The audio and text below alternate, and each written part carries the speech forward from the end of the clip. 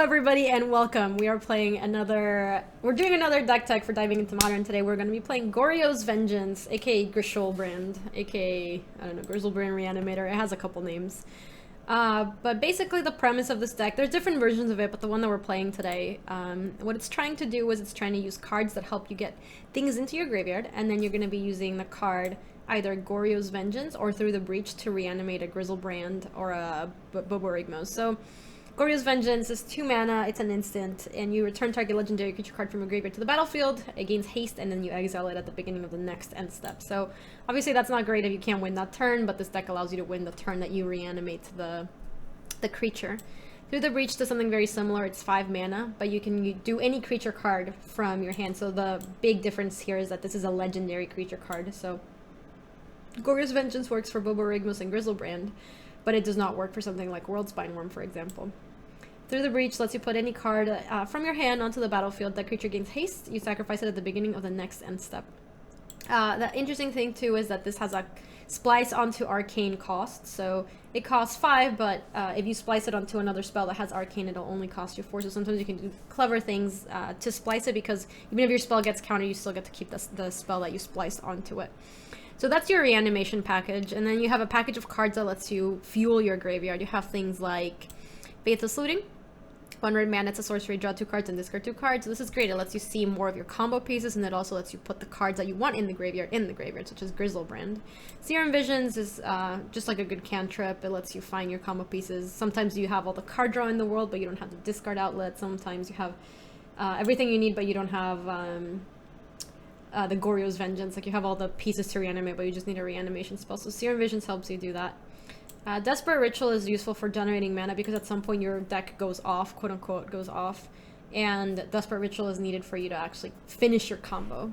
Manamorphose helps you turn colors into different colors. So sometimes you have a really easy time creating red mana because you play 4 Simian Spirit Guides, but you need black mana in order to cast Goryo's Vengeance, so Manamorphose helps you cycle that. It's a charm, same role kind of that Faithless Looting has in here, except it also serves as a counter spell, so it can both protect your combo, but also helps you draw 2 cards, discard 2 cards, and it can help you kill a creature in a pinch if you need it as well. Then you have your creatures package. Here we have Grizzlebrand, who is like the centerpiece of this deck. 8 mana. Oh, also Grizzlebrand is right there. So we are paying tributes to Grizzlebrand by playing this today. Grizzlebrand is 8 mana, 7/7 flying lifelink, and it has an activated ability: pay 7 life, draw 7 cards. Boborigmos, which is actually your win condition, or one of your win conditions. It's an 8 mana 7/6 with trample, and when it deals combat damage to a player, this ability doesn't usually come up. You look at the top 3 cards, put the land cards into your hand, and the rest into your graveyard. The second ability is what matters. Or third, rather. Discard a land card. Boborigmos Enraged deals 3 damage to target your player. So using Grizzlebrand, you can draw all your deck and then use Boborigmos for the kill. And then the thing that allows you to kind of draw your entire deck is a combination of Nourishing Shoal and Worldspine Worm. How does that work? When you have a Nourishing Shoal, you may exile a green card with converted mana cost X from your hand rather than pay Nourishing Shoal's cost. So technically it's a free card, right? You gain X life. And then you have this ridiculous saying that costs so much. It costs 11 mana. So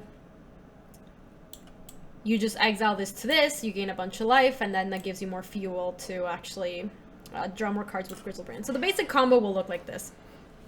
You'll go like turn 1 and turn 2, Faithless Looting is a charm, and just discard. Oh, you also have Night's Whisper, which is just good card draw here. So you'll draw a bunch of your cards, you'll discard Grizzlebrand onto the graveyard, and then you'll get to like turn 2 or 3, and then you'll go Goryo's Vengeance, reanimating Grizzlebrand. Grizzlebrand's on the battlefield now. Use Grizzlebrand to draw cards, get a Worldspine Worm and a Nourishing Shoal, exile those 2, gain more life, Grizzlebrand again, draw 7 more, draw another 7. You have a lot more cards, you find another Nourishing Shoal and another Worldspine Worm, exile those. Now you're like drawing a lot of your deck. At this point you found Boborigmos, so you use another Faithless Looting or another way to discard cards into your graveyard, throw Boborigmos into the graveyard. Or find a way to generate enough mana to Through the Breach the Boborigmos.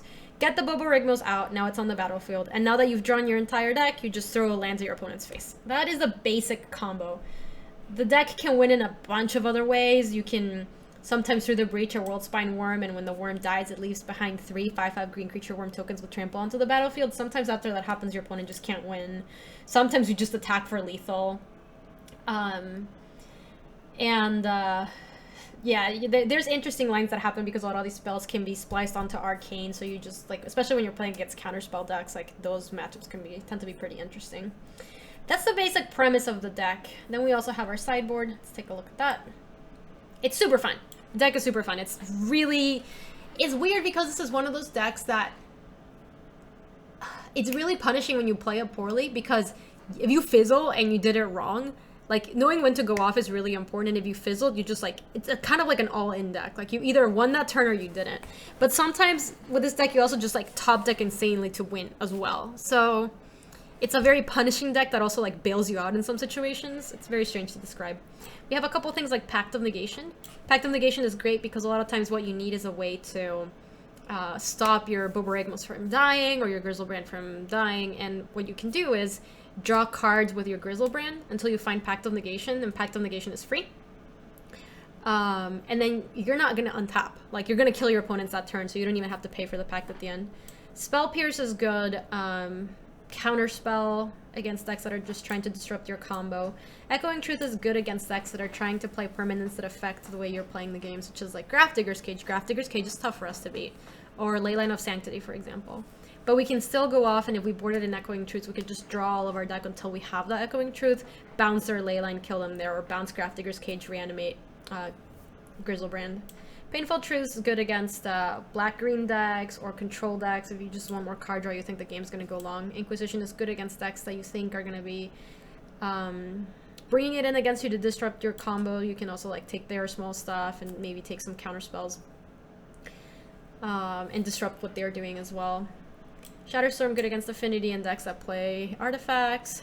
Pyroclasm, I'm not sure how much we need Pyroclasm here, but Seiju is great because it makes your spells uncounterable, and Collective Brutality is a new inclusion for the deck, and I haven't actually played with it, so we'll see how that goes. Thank you, Mr. Swats, I appreciate that. So that's a quick deck tech on Goryo's Vengeance.